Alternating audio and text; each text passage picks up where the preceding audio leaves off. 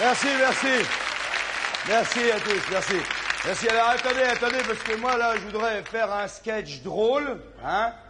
Court, et puis drôle, un truc, parce qu'à la télé, il faut toujours faire un truc assez, vous voyez, ça, c'est important, vous voyez, l'autre, il fouille dans son nez, il est là, il s'en fout, hop, il vient d'en choper un beau, alors il est là, le sans-gêne des gens, hein.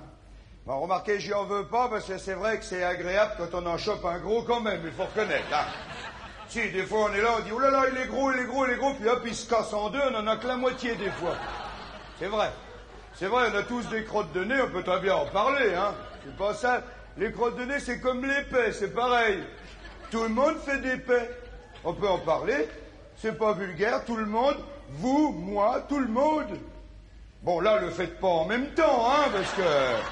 Vous imaginez si tout le monde pétait en même temps, la couche d'ozone, elle en prendra un coup, non. Mais c'est vrai, tout le monde, et ça rassure de dire ça. Par exemple, les ministres, les présidents de la République, le pape, il pète. Le pape, il fait des bulles, plutôt, lui. Mais il pète aussi, bien sûr, tout le monde.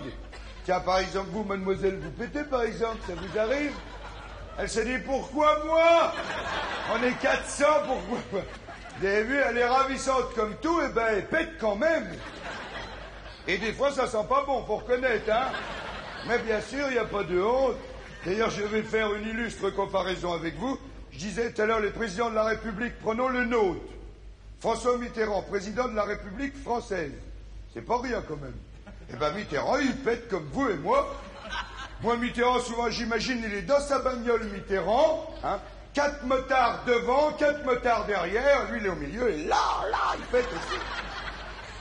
D'ailleurs, c'est pour ça qu'ils mettent une vitre entre le chauffeur et le... Vous voyez, c'est pour protéger le chauffeur, qui lui pète de son côté, le chauffeur, bien sûr, hein. Il va pas se gêner, c'est des bagnoles, on peut péter chacun de son côté. Et d'ailleurs, il y a un truc qu'il faut dire sur le PEC qui est vachement important, je profite qu'on est entre nous, c'est que quand nous, on fait un PEC, hein, même s'il est immonde, on peut pas le sentir tellement il pue, c'est une horreur, hein. Eh ben, je vais vous dire un truc, c'est quand même notre paix, tu vois. Un gros paix à nous qui pue, eh ben il pue moins que le petit paix d'un autre. Le petit paix d'un autre, il pue toujours plus. D'ailleurs, entre nous, c'est très rare qu'on se barre d'un paix à nous, hein. Des fois, on en fait un gros, les copains disent, oh là, salaud, qu'est-ce que t'as fait, et tout. Et nous, on est là, on reste dedans, on dit, la vache, c'est génial, et tout. On en est fiers. C'est ça que je veux dire. D'ailleurs, il y a un truc, des fois on est emmerdé avec les paix, c'est que par exemple, tu te retrouves au lit pour la première fois avec une jeune fille, hein. Je précise pour la première fois parce qu'au bout de 6 mois de mariage, on se pète dessus sans se... Hein. Bon, pendant les 6 premiers mois, on se prévient encore un peu. On dit, attention chérie, je vais en lâcher un et tout. Mais après 6 mois, c'est la guerre froide, on se tire dessus. Donc. Alors là, c'est la première fois. Alors t'es là... T'as mangé un chili con carne la veille, t'avais pas prévu du tout, tu vois. Hop, v'là un paix qui arrive. Pas question de le faire sous les draps, t'es repéré tout de suite, tu vois. Alors là, il y a différentes techniques. Il y en a qui passent la jambe par-dessus le drap, disent autrement ça va mieux ton grand-père, et hop, ils le lâchent derrière, tu vois. Oui, il y a des malades, là. Et vous savez pourquoi on se fait la gueule? Parce qu'on est tous concernés par ce truc-là. C'est vrai.